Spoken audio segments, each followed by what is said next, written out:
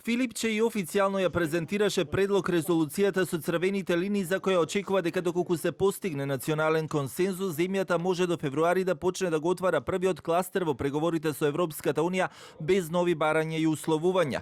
Иако временската рамка која дава, односно уставните измени и амандманите да влезат во собраниска процедура од 15 ноември па натаму, а финалната фаза да биде прва половина на февруари, сепак остава простори за одредени временски поместување на роковите доколку сите политички чинители се согласат на тоа. Резолуцијата, како што и вчера веќе објави телевизија 24, содржи делови од претходните резолуции кои се носени во собранието, неговата улога во целиот процес, а Филипче вели, различно е тоа што очекува национален консензус од сите страни. Резолуцијата ја гарантира заштитата и на националните и државните символи. Прво, дека владата на Република Северна Македонија и сите државни институции доследно се придржуваат кон определбата за безусловно почитување на јазичните, идентитетските, историските и културните особености на македонскиот народ, како елементи за кои не се преговара со Европската унија. И ова се нашите црвени линии. И сметам дека треба да бидат црвените линии на целата нација. Уште еден параграф.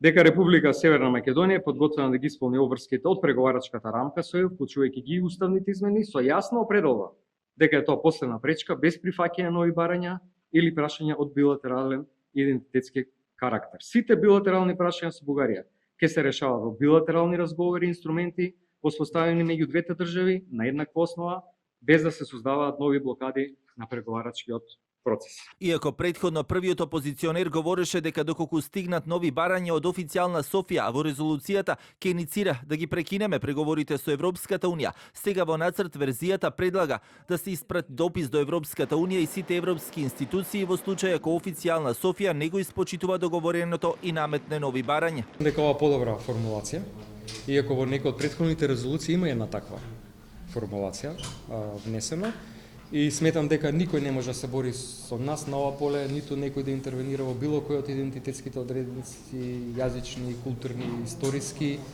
ако ние сме обединети.